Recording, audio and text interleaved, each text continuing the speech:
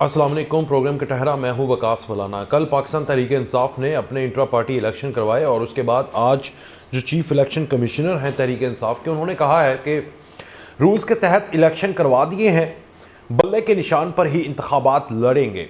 जिस तरह कल पाकिस्तान तहरीक इंसाफ ने इंतखाबात कराए, और हैरानगी वाली बात यह नहीं थी कि उन्होंने किस तरह लोगों को नॉमिनेट किया, उनके मुकाबले में कोई नहीं आया और उनकी सिलेक्शन, मेरा मतलब इलेक्शन हो गया और वो सिलेक्ट हो गए या इलेक्ट हो गए, जो भी है। लेकिन जो लोग उसके ऊपर सवाल उठा रहे हैं, वो सवाल उठाने से पहले अपने गिरबानों में नहीं देख रहे।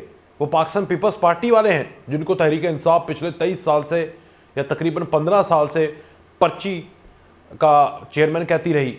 पाकिस्तान मुस्लिम लीग नून वाले, जिनकी मरीम नवाज साहबा, उनको रातों रात उनका बना दिया जाता है, जी ये हमारी चीफ ऑर्गेनाइज़र हैं, सीनियर नायब सदर बना दिया जाता है, जिसके ऊपर शाहिद खान अब्बासी, इनके साबिक वज़ीर आज़म, सबसे सीनियर रहनुमा, इनके चौधरी निसार, वो पार्टी छोड़ने पर मजबूर हो जाते हैं। आज भी जो शाहिद खान अब्बासी हैं, गो के वो कह रहे हैं कि मरीम नवाज से कोई गिला नहीं है, मगर उन्हें पार्टी पॉलिसी से इख्तलाफ है, यानी पार्टी के अंदर जमहूरियत नहीं है, और जिस तरह उन्हें नुक्कर लाइन लगाया जाता है। तो ये जो गिले शिकवे करते हैं तहरीक इंसाफ के ऊपर, या सवालिया निशान उठा रहे हैं, या अपने गिरबानों में भी देखें तो इस हमाम में तो इंटर पार्टी इलेक्शन वाले में सारे ही नंगे हैं। दूसरी तरफ पीटीआई के नए चेयरमैन के 14 साल तक आसिफ जरदारी के वो कायद रहे, यानी जो पीटीआई के नए चेयरमैन गौहर साहब हैं, 14 साल इन्होंने आसिफ जरदारी को कायद कहा। ये आज ख्वाजा आसिफ भी तंज कह रहे थे। फिर पाकिस्तान पीपल्स पार्टी और नून लीग, कल एहसन इकबाल ने कहा कि पाकिस्तान पीपल्स पार्टी अगर पूरे मुल्क में हुकूमत चाहती है तो कराची में क्या करके दिखाया। तो आज शर्जील इनाम मेमन ने कहा कि इन्होंने लाहौर के अलावा क्या करके दिखाया, लाहौर के अलावा कौन सी तरक्की है जो पंजाब में या पूरे पाकिस्तान में इन्होंने दी। अली इजाज भुट्टर साहब, अब्दुल्ला हमीद गुल साहब, सदीकुल फारूक साहब हमारे साथ मौजूद हैं। अली इजाज भुट्टर साहब मौजूद हैं हमारे साथ? जी अली इजाज भुट्टर साहब, लोग कह रहे हैं कि अगर जिस तरह तहरीक इंसाफ ने कल इंट्रा पार्टी इलेक्शन करवाए, अगर आज हिटलर की जमात होती तो आपसे बेहतर इलेक्शन करवाता, शायद वो भी थोड़ी जमहूरियत रखता। जनाब देखें, ये जो कह रहे हैं कि इंटर पार्टी इलेक्शन गलत हुआ या किसी के साथ ज्यादती हुई, तो इनके लिए इतला के लिए अर्ज है कि पार्टी इलेक्शन की कागजात नामजदगी जो है वो 3 बजे तक का टाइम था। प्रोसेस को सबोताज करने के लिए लोगों को भेजा गया, दिहाड़ी पे लोगों को भेजा गया, और मीडिया की अटेंशन के लिए किस तरह लोगों को भेजा गया। उसके बाद प्रेस कॉन्फ्रेंस करवाई गई, तो ये हमें समझ आता है कि किस लिए और क्यों किया गया।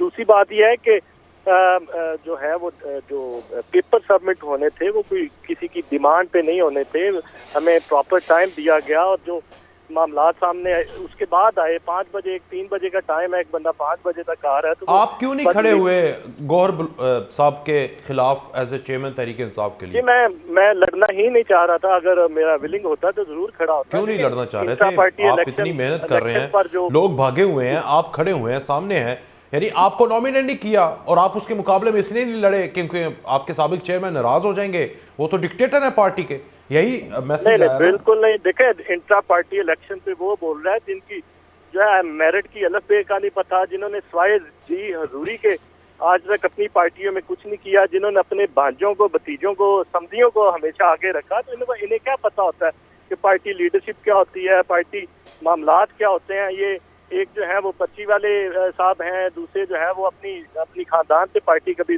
बाहर नहीं गई। तो इमरान खान साहब ने तो मरूसियत वाली सियासत नहीं की, अपने किसी भांजे भतीजे को नॉमिनेट नहीं किया। एक पार्टी का कारकुन था, एक पार्टी का वकील है, उसका जो है वो एक प्रोफेशनल वकील है, और अदलिया बहाली से लेके अब तक उनका जो है एक दाग नहीं है उनके करैक्टर पे या उनके किरदार पे। तो खान साहब ने बड़ा अच्छा फैसला किया और सारी पार्टी ने एक्सेप्ट किया। ले जी, सदीकुल फारूक साहब, उनका फैसला तो बड़ा अच्छा था और उसके मुकाबले में कोई आना ही नहीं चाहता था। उनकी अपनी पार्टी, उनकी अपनी जमहूरियत, उनके अंदर के मामलात, आप उसके ऊपर ऐसे उंगलियां कल से उठा रहे हैं जैसे आप तो दूध के धुले हुए हैं। जमहूरियत तो आपसे शुरू होकर आप पे खत्म होती है, जिन्होंने बेटों को, बेटियों को, भांजों को, समधियों को वजीर खजाना बना के मुल्क को तबाह कर दिया। जनाब रहमान, मैं पहले तो ये अर्ज कर दूं आपके आखिरी सवाल का जवाब। जी सुनाओ। ये जिन समझी की बात आपने की है, वो पहले वो तिजारत थे और वजीर खजाना, बाद में रिश्ते नाते हुए, लेकिन वो तो अपनी अहलियत आज से 30 साल पहले से कर चुके थे। तो जो एतराज़ उठाया जाए तो कम अज़ कम हक़ाइक़ भी देख लिए जाए। ठीक है। मैं अब इलेक्शन पर आता हूँ तहरीक इंसाफ की। बात यह है जी कि पार्टियों में इलेक्शन जिस तरह होते हैं, या अगर नवाज मेरी शरीफ बात साहब सुने, खड़े हों, मैं एक बात, चले कर लें, आप बात कंप्लीट कर लें, अच्छा नहीं लगता टोकना, आप करें फिर मैं सवाल करता हूँ। नवाज करें करें करें, आप नवाज बुरा मान शरीफ जाते साहब हैं। खड़े हों, तो उनके खिलाफ कोई इलेक्शन लड़ेगा तो उसे मुस्लिम लीग नून का कौन बंदा वोट देगा? हो सकता है 2-4 बंदे वोट दे दें। या नवाज शरीफ साहब का कोई नामजद करदा कैंडिडेट होगा, सबको पता है। हाँ। असल में ये है कि इलेक्शन कमीशन ने इन्हें 20 दिन दिए, उसमें इन्हें चाहिए था वोटर्स लिस्ट बाकायदा जारी करते, उसमें नॉमिनेशन पेपर्स, ये सारी चीज़ें प्रिंट होके आ जाती, नॉमिनेशन पेपर दाखिल किए जाते, एक तारीख वापसी की रखते। इस तरह से ये जो टेक्निकलिटीज होती हैं वो तो पूरी करते ना, कि नज़र आता कि इन्होंने ये सारा प्रोसेस मुकम्मल किया। किसी ने इलेक्शन लड़ना था, नहीं लड़ना था, इन्होंने नहीं, जिनको नामजद किया गया था, जिन्हें टिकट दिए थे, वही इलेक्ट होते। लेकिन इन्होंने इससे पहले जो इलेक्शन कराए थे, आपको याद दिलाऊं, जस्टिस वजीउद्दीन साहब और एक और साहब फार्मर इंटीरियर सेक्रेटरी थे, वो भी तहरीक इंसाफ में और इलेक्शन कमीशन में, इनके इलेक्शन कमीशन में थे। उन सब ने एतराज़ किया कि ये इलेक्शन में धांधली हुई है, पैसे चले हैं तहरीक इंसाफ के अपने पार्टी इलेक्शन में। उन्होंने कहा कि पैसे चले हैं, धांधली हुई है। फिर उन इलेक्शन कमीशन को इमरान खान ने निकाल दी।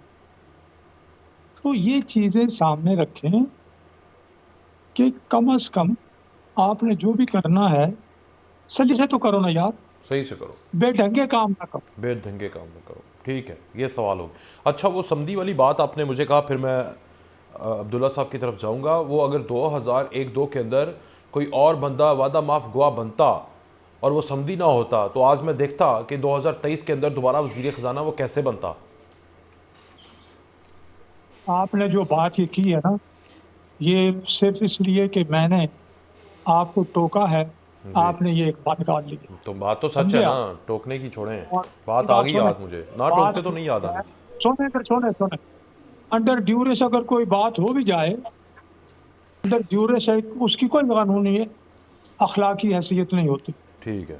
मैं तो मियाँ साहब को 1985 से बतौर जर्नलिस्ट और 1993 तो से मुझे बताएं, बतौर अभी तक जितने लोग हिरासत के अंदर हैं, चौधरी परवेज लाही का सेक्रेटरी जो है वो आजम खान है, जो भी ये बयान दे रहे हैं, तो आपके इस नैरेटिव के बकौल तो सारे जायल होने चाहिए, तहरीक इंसाफ तो क्लियर होनी चाहिए इन सारे मामलात में। सुनेंगे आप जनाब, आपने मुकाबला करना है। आप देखें, एक बात याद रखें, जर्नलिस्ट हैं, एंकर हैं, आप सवाल करें, जवाब लें।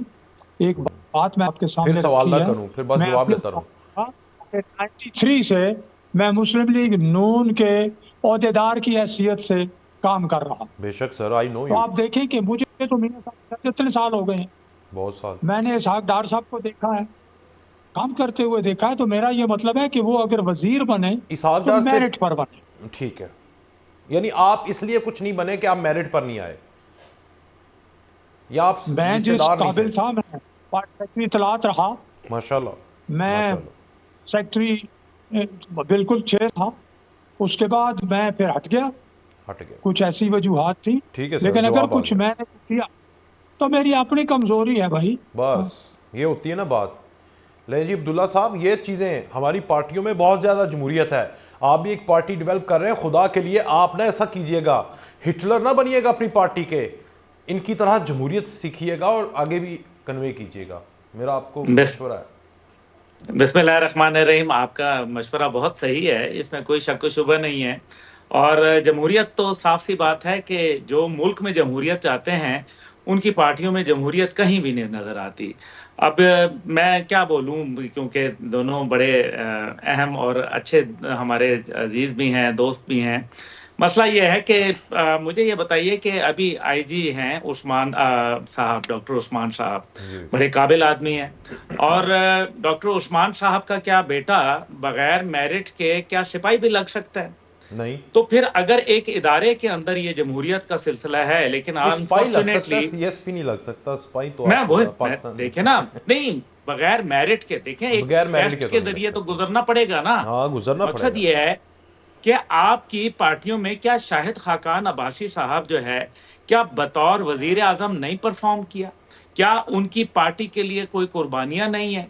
क्या जो है वो अली मोहम्मद खान की कोई पार्टी के लिए कुर्बानी नहीं है? आखिरी आदमी जो वहां असेंबली में खड़ा तकरीर कर रहा था, जो उसकी तकरीर जो है वो करोड़ों में देखी गई, मुझे बताएं क्या उस वो अहल नहीं था? यानी कि वो लोग जो एक साल जुम्मा जुम्मा 8 दिन हुए हैं वो पार्टी के अंदर आए हैं, वो चेयरमैन लग जाते हैं। ये डिक्टेटरशिप है हर जगह।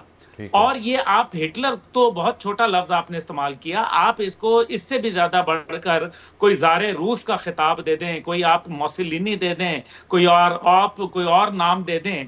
मकसद यहाँ ये है कि वकार साहब, ये जमहूरियतें इनके अपने अंदर नहीं है, अंदर से अपनी जिबिल्लत में ये सब डिक्टेटर है। ये डिक्टेटर। चाहते हैं कि हम डिक्टेटर बने। जो लेकिन बड़े सामने बड़े से बड़ा सीनियर डिक्टेटर लोग हैं, कौन बड़े नजर बड़े आया काबिल पिछले लोग, 15-20 सालों में, 30 सालों में, अपनी पार्टी के अंदर और अपनी जमहूरियत के अंदर, इन तमाम पार्टियों में?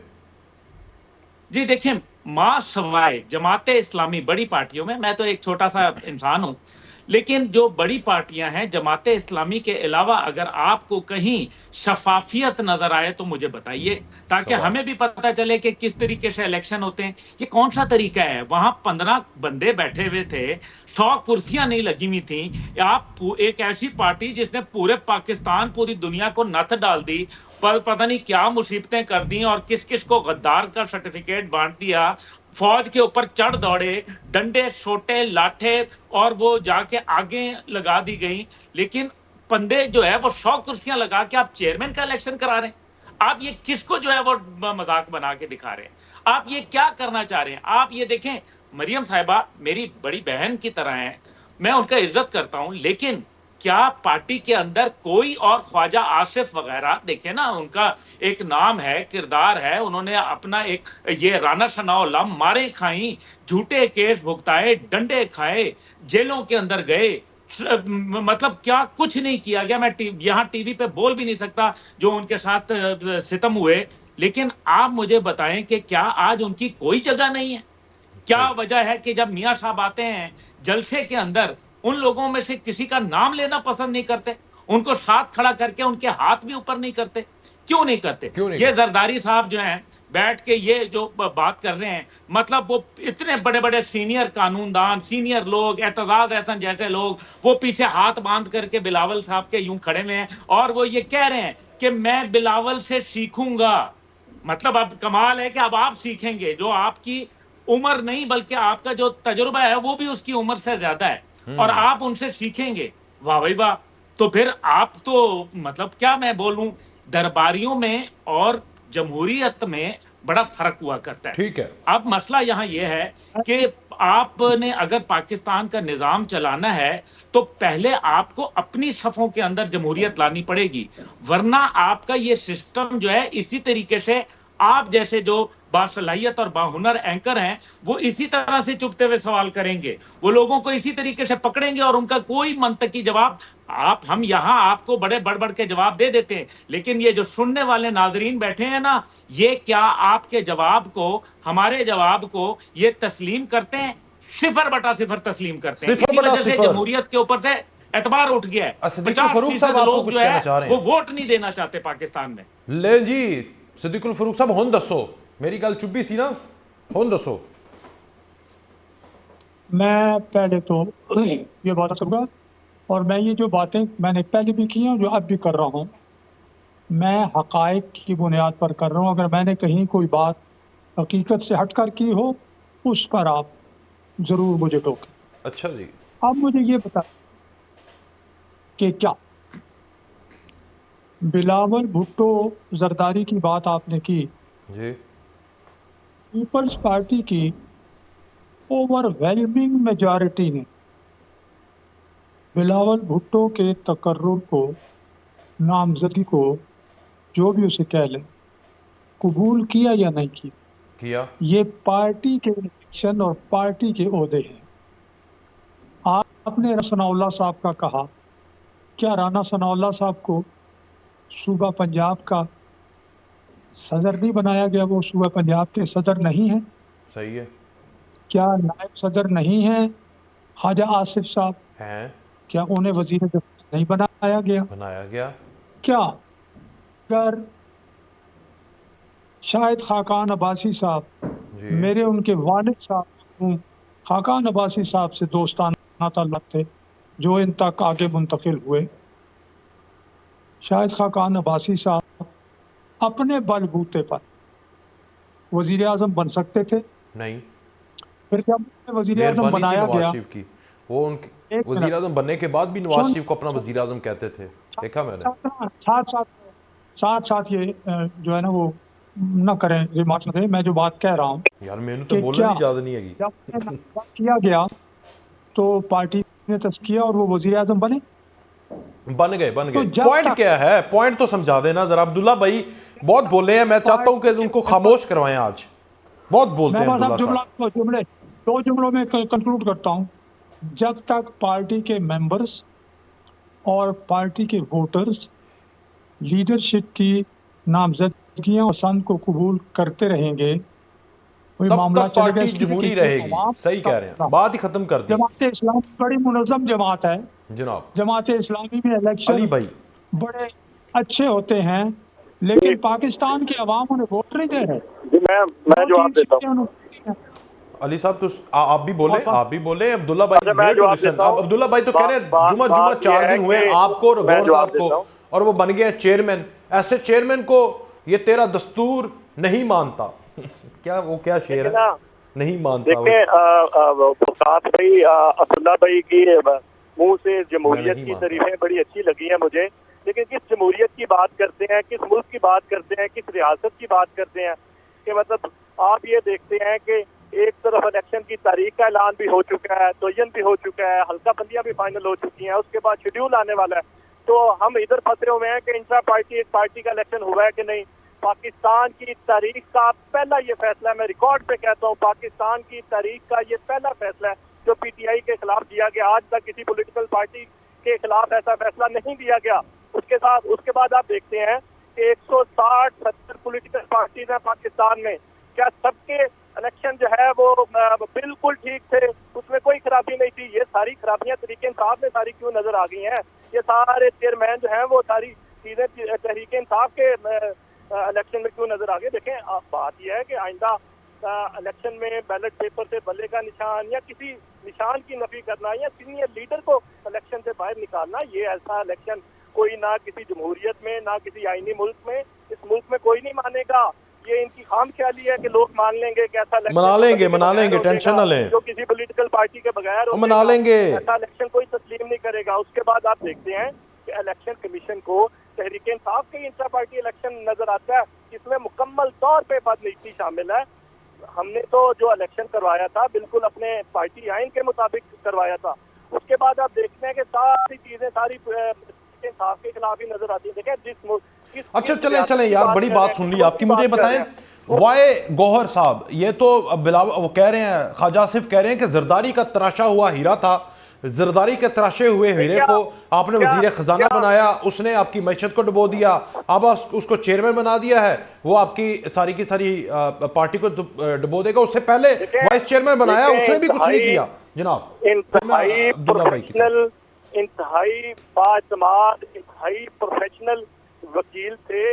उन्होंने अदलिया बहाली से लेकर उनकी लंबी स्ट्रगल है। चलो, अगर ये ताने देना कि वो जरदारी साहब की पार्टी, और उस वक्त तहरीक इंसाफ को तनकीद किया करते थे। हक होता है सारे, अब तो हमारी पार्टी से गए या उनकी पार्टी से आए, तो इसका ये कोई ताना उनका मुनासिब ताना नहीं है।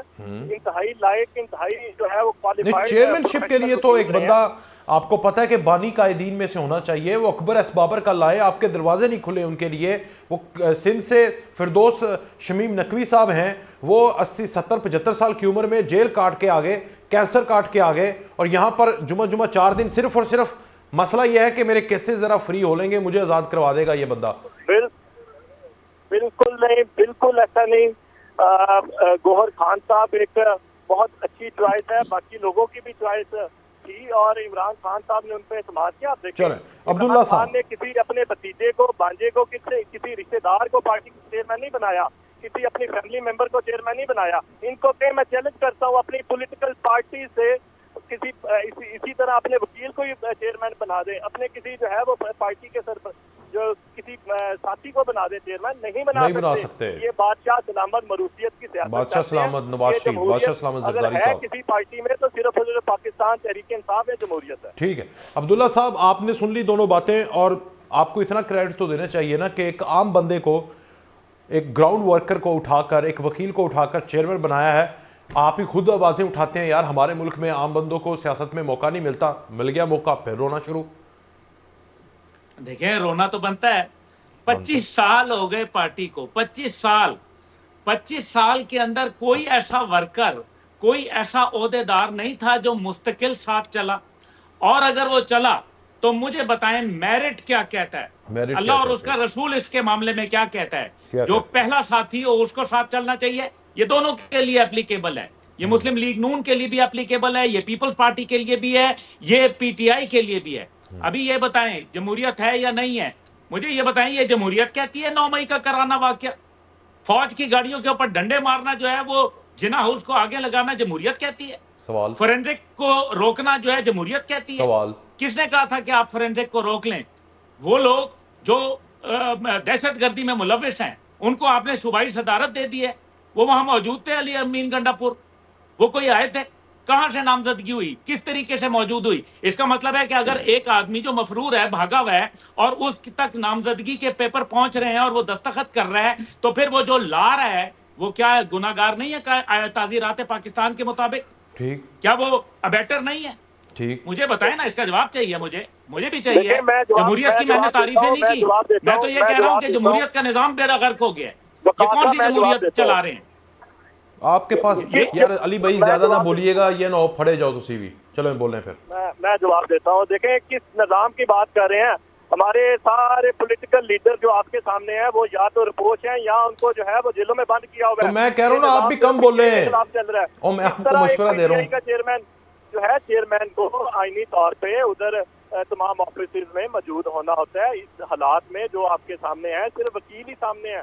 जो हालात पीटीआई के खिलाफ बना दिए गए इस लेवल प्लेइंग के चक्कर में, कि इस लेवल प्लेइंग जो है वो बाकी सबको मिल जाए और पीटीआई जो है वो इलेक्शन से दूर हो जाए, इलेक्शन से बाहर हो जाए, इस चक्कर में पीटीआई के लीडर्स पे जो फाशिज्म का शिकार किया गया, जो लाकानूनियत, चार दीवारी का जो तकद्दस ममाल हुआ, किस जमहूरियत में होता है?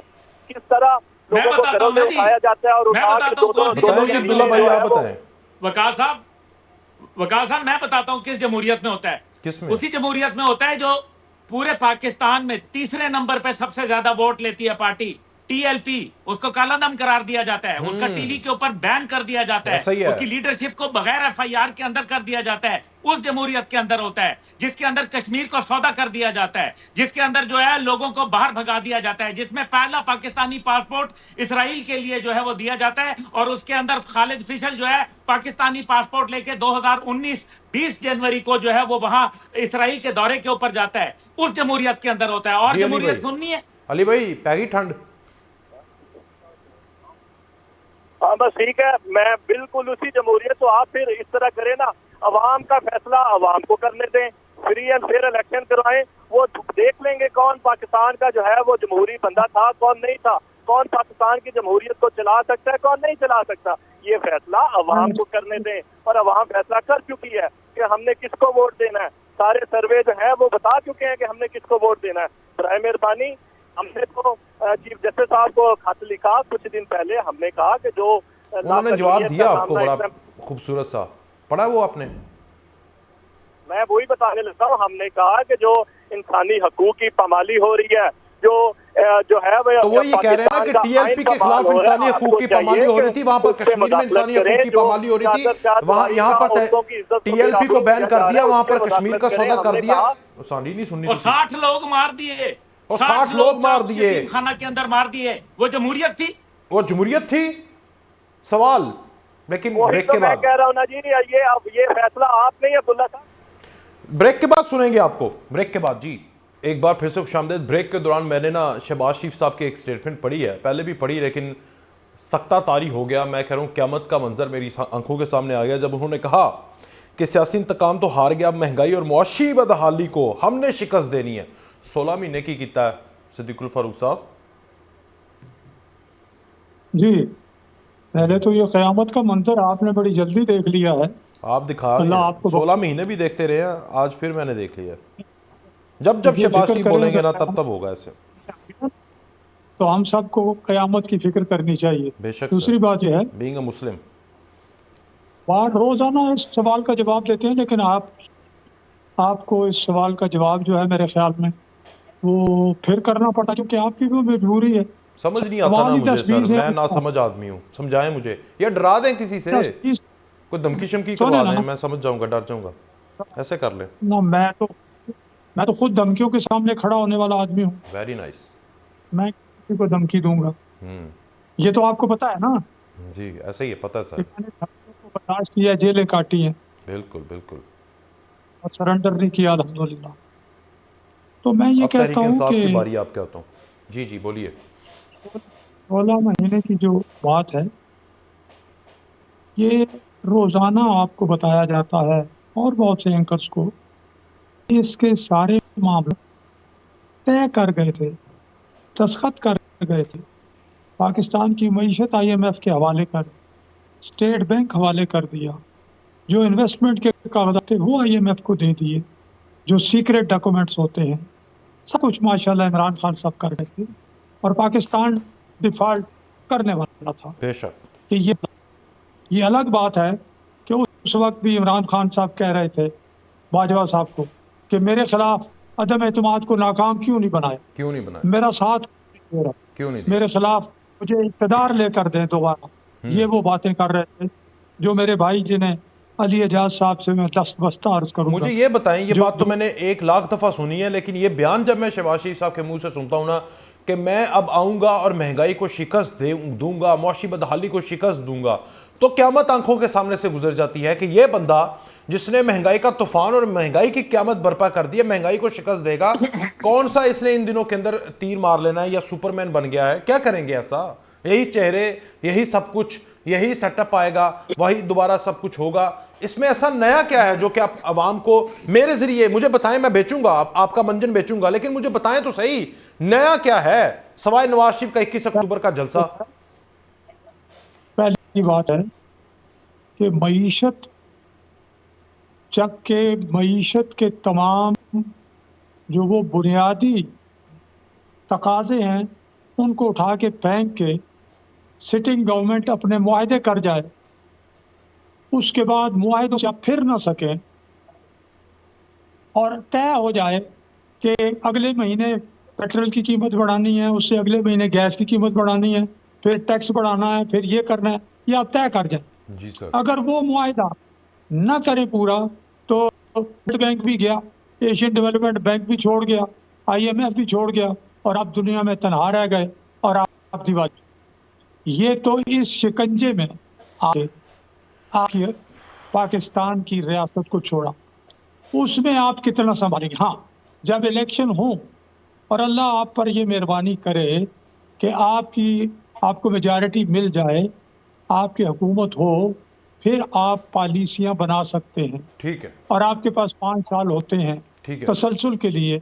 तो जिस मुस्लिम लीग नून ने पहले लोड शेडिंग खत्म करने का वादा पूरा किया, दहशतगर्दी खत्म करने का वादा पूरा किया, बड़ा बड़ा प्रोजेक्ट्स और इंफ्रास्ट्रक्चर दिखाया, सही सर, मोटर कुछ नहीं किया, वो मुस्लिम लीग फिर वहीं से शुरू करे, वही पॉलिसियां नाफिज करेगी। ले जी अली एजाज भुट्टर साहब, अगर ये सारी बातें और ये सारे काम अगर मुस्लिम लीग नून ने 2024 में कर लिए कानूनी तौर पर, तो आपका सफाया आप खुद कहते हैं कि हमारा किया जा रहा है टेक्निकली, लेकिन जमहूरी तौर पर, अवामी तौर पर भी आपका सफाया होने वाला है। आ गया शेर। अली भाई, अली साहब को आवाज आ रही है? चलें अब्दुल्ला साहब आप इसका जवाब देते हैं सर। देखिए ये सीधी सी बात है कि आप जरा स्टेटिस्टिक्स पे गौर कर लें। जब नवाज शरीफ साहब की पहली हुकूमत आई तो उसकी परफॉर्मेंस बेहतर थी, उसके बाद जब दूसरी आई तो उससे वो गिर गई, और तीसरी जब आई तो उससे भी ज्यादा गिर गई। 57% पाकिस्तान का रुपया डिवैल्यू हो गया। जिसके पास जो है वो 100 रुपया था, उसके पास टोटल जो है वो 43 रुपए रह गए। ये आलम है। आप मुझे बताएं, ये 16 महीने के अंदर क़यामत ना याद आए तो और क्या याद है। दूसरी बात यह है कि इसी तरह पीपल्स पार्टी की हुकूमत देख लें जी। पीपल्स पार्टी की पहली हुकूमत की जो परफॉर्मेंस थी, उसके बाद जो दूसरी और तीसरी आई, और फिर जो ये मुश्तरका आई। अब तो चले मान लिया, ये सदीकुल फारूक साहब बिल्कुल दुरुस्त फरमा रहे हैं, इसमें कई बातें बिल्कुल सही हैं कि IMF को सामने गिरवी रख दिया था, स्टेट बैंक का गवर्नर आपने जो है उनके कहने के ऊपर लगा दिया था। ये बातें बिल्कुल दुरुस्त कह रहे हैं वो। लेकिन अब जब हुकूमत आएगी तो वो तो कोएलिशन की आएगी। नजर तो यही आ रहा है, क्योंकि राना सनाउल्लाह खुद ये कह चुके हैं कि हम सादा मेजॉरिटी से आएंगे। अगर सादा से आएंगे तो कोएलिशन बनाएंगे, और हम ये देख रहे हैं कि मियां साहब कोएलिशन बना रहे हैं। अब कोएलिशन बनेगी तो वो क्या 13 पार्टियों की कोएलिशन नहीं थी? तो उस 13 पार्टियों ने तो हमारे कानों को क्या, हमारे तो जो है हाथ भी जोड़ दिए। लेकिन अब जो कोएलिशन बनेगी उससे क्या निकलेगा? अब आप किसके ऊपर डालेंगे? पहले तो आपने चलो इमरान खान की हुकूमत के ऊपर डाल दिया। अब जो आएगी हुकूमत, जो भी आएगी और जिस तरह से भी आएगी, तो मुझे ये बताएं कि फिर किसके ऊपर जो है वो खमियाजा भुगतेगा? बड़ा सिंपल सा किसके ऊपर डालेंगे? हमेशा से ऐसा ही होता है। नई हुकूमत आने वाली अपनी पिछली हुकूमत पे डालती है। नई हुकूमत अगर नवाज शरीफ की आई तो वो शहबाज शरीफ पर डालेगा। क्या कोई इसकी जिम्मेदारी कबूल करने के लिए तैयार है? ये बताएं ना कि सियासतदानों के जो वो वसाइल हैं और उनकी जो जायदादें हैं वो बढ़ रही हैं, अवाम की क्यों घट रही हैं? इसका कोई जवाब दे दे मुझे। मैं जवाब देता हूं। फिर अली भाई बोलेंगे, आप जल्दी जवाब दें। कोई जवाब नहीं होगा आपके पास सदीकुल फारूक साहब। मैं जवाब देता हूं। नहीं है जवाब सर। मैं जवाब यार क्या बात कर रहे हैं आप? चल बोलें सर, बोलें सुनते हैं। पहली बात यह है कि अब्दुल्ला गुल साहब खुद आ रहे हैं कि राना सनाउल्लाह ने कहा सिंपल मेजॉरिटी। सिंपल मेजॉरिटी का मतलब मेजॉरिटी हुकूमत है, उससे कोalition की जरूरत नहीं है। कोalition उस वक्त होती है जब मेजॉरिटी ना हो। तो ये इनका जवाब खुद गलत है अपने अंदर। तो MQM को मैं बता दूं कि भाई जो आपने अलायंस किया है नून लीग के साथ, इनकी हुकूमत आई तो तुसी ओपोजिशन ही बैठोगे। ये मैं बता दूं MQM को। गल कर रहे हैं, मैंने जवाब देने दो। 2 सवाल और भी नहीं फिर मैं इस गल का जवाब देवांगा। मैं कोई अनपढ़ बेवकूफ आदमी नहीं बैठा हुआ है। नहीं, आप बड़े पढ़े लिखे सीनियर आदमी सर, मैं आपसे सीखता हूँ। आप सुने एक बात, पहली जो जिस नवाज शरीफ की हुकूमत में अच्छी कारकर्दगी की बात अब्दुल्ला गुल साहब ने की, वो 2.5 साल रहे। 90 में आई और 93 में उसको लपेट दिया गया। ठीक है। 90 में आई कैसे? उसके बाद 90 में इलेक्शन लड़के आई। पहले मैं जवाब देने दो यार, नहीं तो मैं चला जाना, छोड़ देना। नहीं सर, मैं नहीं बोलता सर, आप बोले। मैं नहीं बोलता, सॉरी। जवाब देने दो। ठीक है, बोले आप। दूसरी हुकूमत जब आई 97, उस वक्त इंडिया ने एटमी धमाके कर दिए और जवाब में 6 धमाके किए। ठीक है। हम पर सैंक्शन लगे और 3 साल बाद वो अपनी लपेट दी परवेज मुशर्रफ। ठीक है। दरमियान में 12 साल फिर गुजर गए। ठीक है सर। 13 साल 2013 में फिर हुकूमत आई। ठीक है सर। फिर नवाज शरीफ साहब ने जो मैंने बताया वो वादे पूरे किए। ये जो दरमियान में 13-14 साल गुजरे, 14 साल पूरे, इसमें किसकी हुकूमत रही? किसने ये सारी माशी तबाही बर्बादी, किसने दहशतगर्दी फैलाई, किसने लोड शेडिंग का प्रॉब्लम जो है वो पैदा किया, किसने रुपये को डिवैल्यू उसी को किया? जिसको आपने पकड़ा था और वो रावलपिंडी से सीधा दुबई चला गया था और अब अल्लाह ताला के पास चला गया, जिसको आपने कहा था हम आए तो इसको छोड़ेंगे नहीं, और उसके बाद उसने नहीं छोड़ा आपको जनाब। अरे भाई, दरमियान के बाद और हुकूमत भी आई ना। हाँ जी, वो मैं 14 साल की बात कर रहा हूँ। ठीक है। मेरा कहने का मतलब ये है राना साहब कि वो 14 साल सामने रखें, उनमें मुस्लिम लीग। अब जरा आगे चले जाओ सर, समझ आ गई आपकी बात। अली भाई को जवाब मिल गया, अब्दुल्ला भाई को जवाब मिल गया होगा कि नहीं? अभी बोलना आपने नहीं, ठीक है, बस नाराज नहीं होना आपने। नाराज नहीं करूंगा मैं किसी को। अली भाई अब आप बोले, आपने भी नाराज नहीं होना। मैं और अब्दुल्ला भाई हो जाए फर्क नहीं पड़ता, आप तो लीडरान है जनाब। अच्छा देखिए, ये फैसला करना बड़ा मुश्किल है कि या तो ये झूठे हैं या खुद को धोखा दे रहे हैं या ये बड़े नाअहल हैं। इनको पता ही नहीं चल रहा कि अवाम की पल्स क्या है, अवाम किसके साथ खड़ी है, कितनी अवाम किसके साथ किधर खड़ी है। सर्वेज पे सर्वे आ रहे हैं, सर्वेज पे सर्वेज आ रहे हैं। ये अपने जो भी सर्वे करते हैं या तो उनको छुपा लेते हैं या उनको डिलीट कर देते हैं। देखें, थोड़ा सा हौसला करें, जिससे बाकी पॉलिटिकल पार्टीज अपनी सियासी सरगर्मियां जारी किए हुए हैं, तो ये दूसरी पार्टी जो पीटीआई है उसको भी इजाजत दें तो इनको सब कुछ पता चल जाएगा। देखें, हालात के जमाने इनको मिल गई, 420 सेकंड में मिली, कैसे मिली सारी दुनिया जानती, सारा पाकिस्तान जानता है। तो फिर इनको मिलने आ गए, कौन कौन आया, कैसे आया, वो सारे आपके सामने है। इलेक्टिबल्स इनको मिल गए, कैसे आए, कब आए, सारी चीजें आपके सामने है। फिर बाकी अदारों की, अदलिया की, बाकी सबकी सपोर्ट भी इनके साथ है। तो नहीं है सपोर्ट, तो सिर्फ और सिर्फ अवाम की सपोर्ट इनके साथ नहीं है, जो इनको वोट नहीं मिल रहा। इनके पास एक ही बयान है, साडी गल हो गई है, तो पीटीआई की भी गल हो गई है, वो गल हुई है, वो अवाम के साथ बात हुई है। तो हालात बड़े खराब हैं, इनको समझ नहीं आ रही, लोग इनसे नफरत करते हैं, इनके पास कोई बयानिया नहीं है, कोई बयानिया नहीं। कोई सवाल एक इनके पास बयानिया होता था, इत्तेसाब का बयानिया, हम इत्तेसाब करेंगे, फलां का करेंगे, फलां का करेंगे, ताकतवर हल्कों का करेंगे। उस बयानिए से इन्होंने कहा कि हमने तो अल्लाह पे छोड़ दिया, हम तो जी वो नहीं कर सकते, हमने अल्लाह पे छोड़ दिया। और अल्लाह ने उनको इंसाफ दिया है। और तुसी बैठ के सड़ो, ब्रेक के बाद बात करें। एक बार फिर से खुशामदीद अब्दुल्ला भाई, जिस तरह सदीकुल फारूक साहब ने पूरी तारीख पे रोशनी डाली, तो मैं तो कन्विंस हो गया। और अगर हो गया तो फिर उसमें से पाकिस्तान में से नवाज शरीफ को निकाल दिया जाए तो पीछे क्या बचेगा? ना सड़कें, कुछ भी नहीं बचेगा, ना बिजली। देखे ना, इतनी मेहरबानियां उसकी। अरे नहीं, देखे, मैंने सवाल वही पूछा था, उसका मैंने जो सवाल पूछा था उसका जवाब नहीं आया। मैंने ये कहा कि चाहे 2.5 साल रही, चाहे वो सैंक्शंस लगी, चाहे कुछ हुआ, क्या वजह है कि पहली हुकूमत की परफॉर्मेंस बेहतर थी और दूसरी की उसके बाद गिरावट पे गिरावट और गिरावट होती गई। दूसरी बात मैंने सवाल पूछा था तो क्या वजह थी कि पाकिस्तान के सियासतदानों की और अशराफिया की जो हालत है, जो उनके असासे हैं वो बढ़ रहे हैं, और अवाम की हालत यह है कि 9.5 करोड़ लोग इस टाइम पे सतह गुर्बत के नीचे रह रहे हैं।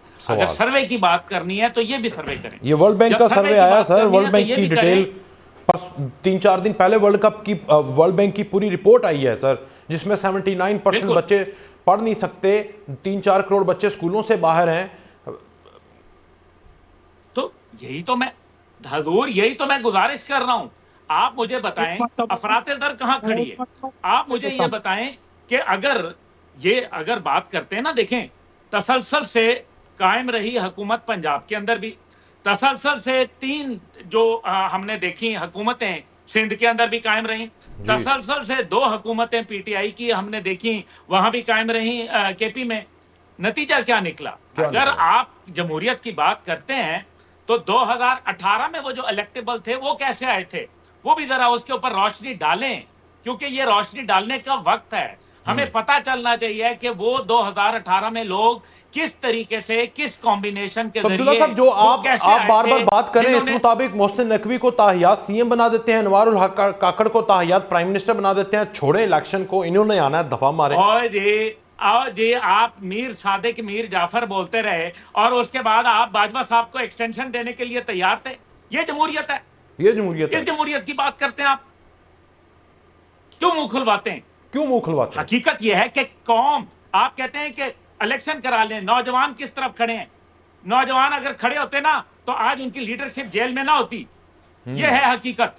मुझे यह बताएं, नौजवान नेल्सन मंडेला को अंदर रखा था, देखा था फिर क्या हुआ था?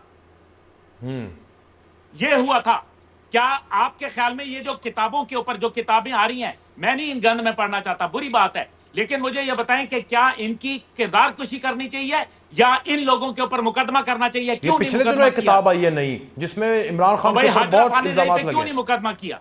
क्यों नहीं किया जी? अली भुट्टो साहब, हाजरा को तो जरा पकड़े ना जाके, क्या क्या उसने क्यों नहीं करना? नहीं करे ना मुकदमा, क्यों नहीं करते वकील साहब? करे ना। वो शाहजेब खानजादा ने जो जियो के ऊपर वो घड़ी वाला प्रोग्राम किया था, उसके ऊपर कहा था कि हम दुबई में करेंगे, इंग्लैंड में करेंगे, पाकिस्तान में करेंगे, नोटिस भेजा, उसके बाद मुकदमा नहीं किया। उसने दोबारा पूरा प्रोग्राम कर दिया और कहा मैं इंतजार कर रहा हूं कि हम मुकदमा करेंगे। क्यों नहीं किया? क्या वजह है? क्योंकि सच्चाई छुपानी है, लेकिन उसको दलाइल से नहीं, उसको जो है गाली से, ट्रोलिंग से, उसको लोगों को तजलील करके उनके सच्चाई को जो है वो मस्क किया जाएगा, ना कि दलाइल से जवाब दिया जाएगा। ये जमहूरियत की बात करते हैं आप? ये जमहूरियत है ये जनाब? जो 2 दिन पहले बंदा आया है उसको आपने चेयरमैन लगा दिया है, जो 25 साल से लोग हैं। आप मुझे बताएं गौहर साहब, मुझे ये आज भुट्टर साहब बताएं, अली साहब हमारे मोहतरम हैं, भाई हैं, और मेरा इनके साथ कुछ नहीं है। मेरा मामला, मैं पाकिस्तान के लोगों की बात कर रहा हूं, मैं उन लोगों में से डसा हुआ हूं, लोगों में से। मुझे सिर्फ ये बताएं कि क्या अली मोहम्मद खान की और इसी तरीके से वो जो शहरियार आफरीदी है उससे ज्यादा कुर्बानी है? ये अपने ऑन एयर अपने दिल के ऊपर हाथ रख के मुझे ओथ पे कह दें कि जो गौहर साहब हैं उनकी ठीक है, ज्यादा कुर्बानी वेरी क्विकली 30 सेकंड में उनका मान लेता हूं। टेक ले लेते हैं, फिर सदीकुल फारूक साहब तबाही मचाएंगे। जी अली भाई बताएं जरा, हाजरा को तो लपेटें जरा, वो क्या क्या लिख गई है उसको तो पकड़ें। अब्दुल्ला भाई बड़ी अच्छी बातें करते हैं, मैं सुन रहा हूँ। बात यह है कि आईनी जमहूरी मुल्क में रहते हुए हमें 3 मरतबा सुप्रीम कोर्ट ऑफ पाकिस्तान में जाना पड़ा कि भाई आइन की मंशा ये है कि 90 दिन में इलेक्शन होना है। आइन कहता है 90 दिन में इलेक्शन होना है, लेकिन नहीं होते रहे। 4-4 का फैसला सुप्रीम कोर्ट ने दिया है कि भाई इलेक्शन करवाए जाए, पंजाब में नहीं करवाए गए। फिर उसके बाद जो जुम्मेदारान थे उनका तयन नहीं किया गया। तो इसका मतलब ये हुआ कि किस जमहूरियत की हम बात करते हैं कि पाकिस्तान की कौम एक गरीब कौम है। हम अपना पेट काट के इन तमाम जो है इलेक्शन कमीशन की बाकी अदारों की मुराद पूरी करते हैं, तनख्वाहें पूरी करते हैं कि ये मुल्क जो है वो आइन के मुताबिक चले, शफाफ इलेक्शन हो, मेरे सवाल का जवाब आइन के मुताबिक ये चले। नहीं हुआ। किस जमहूरियत की हम बात करते हैं? पहली बात तो ये थी आप वकील हैं, सियासतदान ना बने। मतलब ये हुआ कि पंजाब में सीधी बात का जवाब दें। वो क्या पूछ रहे थे? जी मैंने सिर्फ एक सवाल पूछा है कि क्या गौहर साहब की खिदमात अली अमीन गंडापुर से शहरियार अफरीदी से इमरान खान से ज्यादा है? ये बताएं कि किस जमहूरियत में होता है कि उनको 10-10 दफा गिरफ्तार किया जाए? किस जमहूरियत में होता है कि क्या गारंटी है कि अब उनको चेयरमैन बनाया जाए? और क्या गारंटी है गौहर साहब को नहीं पकड़ा जाएगा? दोबारा उन पे तशद्दुद नहीं किया जाएगा। दोबारा उनको अली अमीन गंडापुर को जो है सूबाई प्रेसिडेंट बना दिया जाता है, वही गारंटी है। जो जुल्म अली मोहम्मद खान साहब ने अली अमीन गंडापुर को फिर उसका केपीके का सदर भी ना बनाते इसी फॉर्मूले के तहत जो आप बता रहे हैं, ठीक है ना? चलो गल खत्म होगी। हुन सदीकुल फारूक साहब बोले जो जुल्म शहरियार अफरीदी साहब ने कहा, जो जुल्म अली मोहम्मद खान साहब ने कहा, वो सब आपके सामने है। तो अली अमीन गंडापुर हमारे केपीके के सदर हैं, वो आप सब आपके सामने है। चलो ठीक है जी, सदीकुल फारूक साहब आप दें, आप बात करें। अब्दुल्ला गोल साहब पढ़े लिखे आदमी हैं। नेल्सन मंडेला का हवाला दिया। बेशक 28 साल नेल्सन मंडेला आजहानी ने जेल काटी। उससे पहले उन्होंने मुसल्ला जद्दोजहद। नेल्सन मंडेला जो है वो 1 साल नहीं काट पाया और प्लेटलेट्स के बहाने चला गया बाहर। करने दो, मेहरबानी करो यार। अच्छा सॉरी, मैंने नहीं बोलना था, या फिर मुझे आइंदा ना बोलना। नहीं सदीकुल फारूक साहब मैं सुन रहा हूँ यार, आप देखें ना, बुरा ना मनाया करें। मेरा काम है यहाँ पर सवाल करना, जवाब देना, तजिया भी देना। आपका काम है अपना। मेरे सामने सवाल रख चुके हैं, आप मेरे सामने इतने सवाल रख चुके हैं, जवाब तो देना दो यार। दे बुरा ना मनाया करें, हमारा पेटी भाई हैं आप हमारे। अब आप क्या क्यों जी तबाही मचाएंगे? अब ये भी कोई जुमला है? अच्छा चलें, जुमला भी आपसे पूछ के बोलेंगे। चलें बोलें सर, बोलें। मैं तबाही मचाऊंगा, ये मेरे लिए जुमला आप बोलते हैं? और ये मैं उसको गलत सेंस में आप ले रहे हैं। तबाही का मतलब ये होता है, चलें मैं उसको वापस लेता हूं। मैं कह रहा हूं कि आप बेसिकली बेहतरीन नैरेटिव देंगे, ये मतलब था। और जरा थोड़ा सा पंजाबी टच दे दिया ना, माजरत, उस मैं वापस लेता हूं। अब आपको समझ आ गई, आप राजी हैं? करते हैं अंग्रेजी, उर्दू ना करें। अच्छा, नेल्सन मंडेला ने जो जद्दोजहद की, उसके बाद 28 साल में उसमें मुसल्ला जद्दोजहद भी थी, उसमें बैनुल-अक़वामी सपोर्ट भी थी। जब बैनुल-अक़वामी सपोर्ट भी आ गई, सारा कुछ हो गया, तब जाके वो जद्दोजहद कामयाब हुई। और फिर कंसिलिएशन मिशन, जो ट्रूथ एंड रिकंसिलिएशन कमीशन बना, तो वो बड़ी मुश्किल और बड़ी बेहतरीन ताबनाक मिसाल है। ठीक सर, वो हो जाए तो। दूसरी बात यह है कि जी सियासतदानों के एसेट्स बड़े भाई, अगर इसका हवाला देते हैं तो वो तो 60s में 7 कारखानों के मालिक थे, जिनमें जिस वक्त ना वो सियासत में थे ना वो हुकूमत में थे। अब तीसरी बात जो है वो मैं आपसे अर्ज करूंगा वेरी कि क्विकली जी ये जमहूरियत है। मैं ये जमहूरियत की बात आप जब करते हैं, जमहूरियत से बाद लोगों को बड़ा बैर है। जमहूरियत को चलने तो दो यार। चलने तो दो। इसी पर सुनो, प्रोग्राम यहाँ का इख्तिताम करूंगा। बहुत बहुत बेहतरीन बात है, चलने तो दो जमहूरियत को। इजाज़त, अल्लाह हाफ़िज़।